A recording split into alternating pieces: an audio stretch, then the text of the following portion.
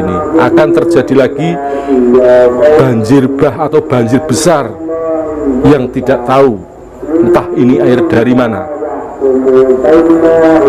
Tanda-tanda alam sudah mengatakan itu.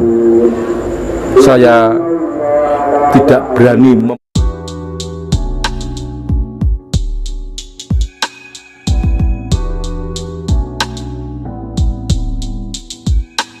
kalau sedekah bumi, sedekah laut, nyadran itu perbuatan musyrik, itu pernyataan yang keliru, Romo.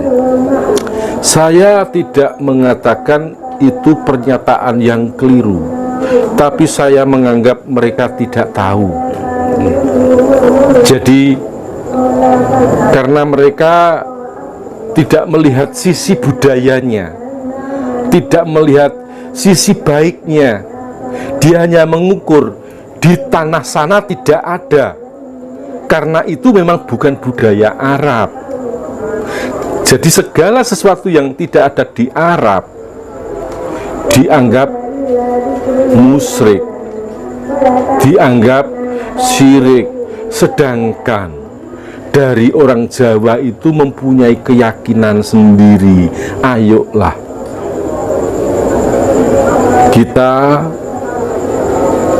tetap berpegang teguh kepada ajaran Rasul dalam ukuran sukmawi, tapi ikuti ajaran leluhur untuk ukuran duniawi. Makanya jangan heran kalau sekarang banyak musibah. Ini masih akan datang lagi. Banjir bah di tahun 2001 ini akan terjadi lagi banjir bah atau banjir besar yang tidak tahu entah ini air dari mana. Tanda-tanda alam sudah mengatakan itu. Saya tidak berani memastikan ini akan terjadi, tapi ini adalah mengapa? Karena ini adalah rahasia alam, tapi ini akan terjadi. Maka saya mohon kepada penjenengan, saudara-saudaraku dimanapun penjenengan berada, ayo waspada, hati-hati, tetap memohon perlindungan kepada Allah Subhanahu wa Ta'ala. Jangan sampai keluarga kita, saudara kita ikut di dalam bagian yang tertimpa musibah serta bencana itu. Jauhkanlah penjenengan bersama keluarga menjadi keluarga yang tentram, damai, tidak ada gangguan apapun. Romo, ini saya mau bertanya, ini masih kami juga masih bertanya-tanya terus, apa sih perbedaan antara nasib dengan takdir?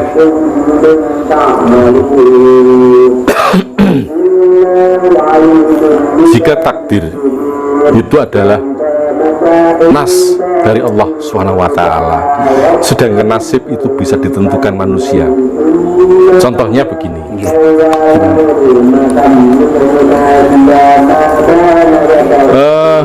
ketika kita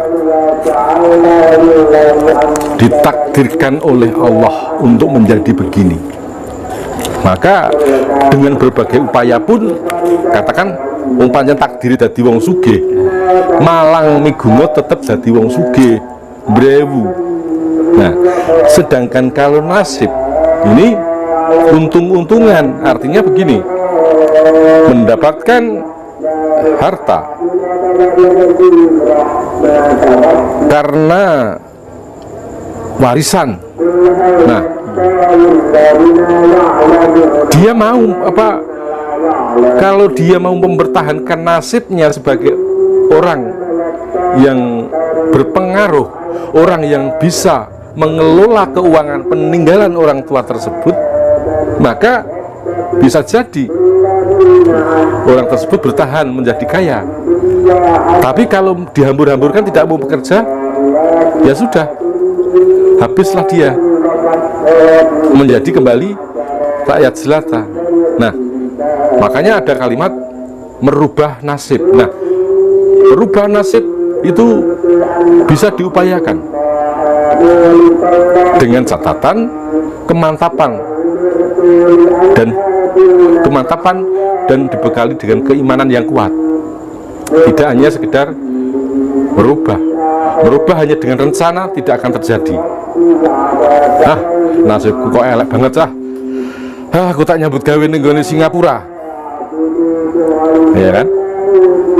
Akhirnya di sana mendapatkan pundi-pundi dolar, dimanfaatkan menjadi pengusaha di daerah kelahirannya. Nasibnya berubah. Itu bukan takdir ya Romo ya? Nah, kalau takdir itu atas kehendak ilahi. Tapi kalau nasib ini usaha, tentu saja takdir tetap berperan. Takdir tetap berperan di sini. Jadi antara kaya, miskin itu menurut pandangan Romo takdir apa nasib? Tergantung.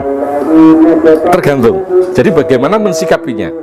Jika memang orang tersebut ditakdirkan untuk menjadi kaya, bagaimanapun dia berulah, maka tetap akan kaya. Tapi ketika takdir ini berkata lain, kamu tidak layak menjadi orang kaya, meskipun sudah kaya akan jatuh. Gitu. Sekarang gini Romo, untuk lebih detailnya Romo, apa sih penjelasan dari takdir manusia itu Romo? Takdir manusia adalah suatu nas dari Allah Subhanahu wa Ta'ala, bahwasanya kamu ditakdirkan sebagai manusia yang bisa berguna untuk sekelilingmu. Kamu ditakdirkan sebagai manusia untuk memimpin umatmu.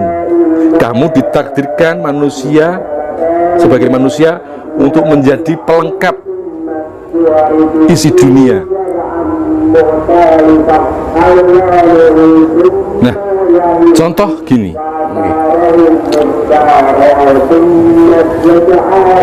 kembali ke nasib dan takdir tadi. Ini tidak ditakdirkan untuk menjadi ratu. Ini tidak ditakdirkan untuk menjadi ratu. Tapi si ini tersebut berusaha untuk merebut nasibnya menjadi ratu. Karena gigih usahanya, maka nasibnya menjadi ratu. Tapi karena ini tidak takdirnya, maka dalam menjadi ratu pun tidak berpengaruh sama sekali.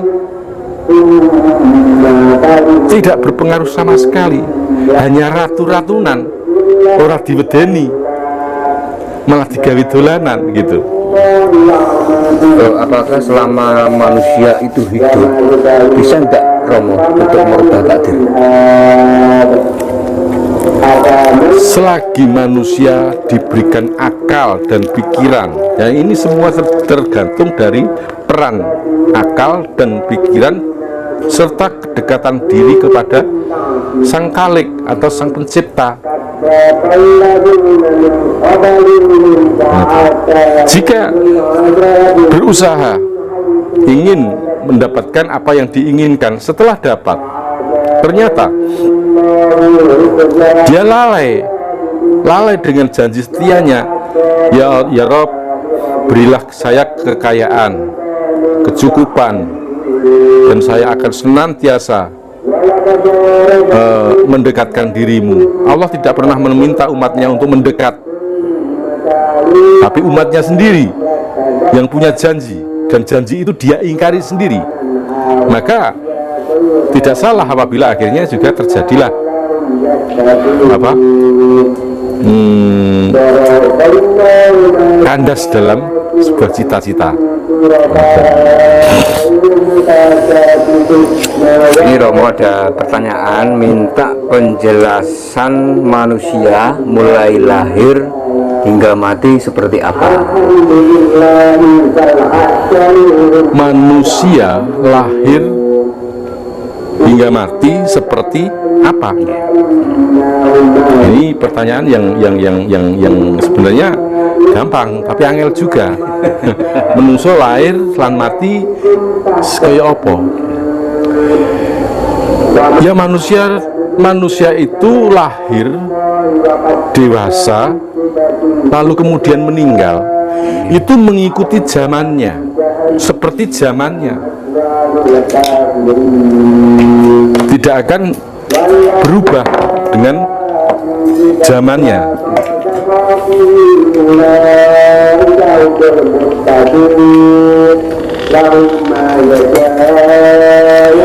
Misalkan zaman milenial, maka kita disebut orang milenial.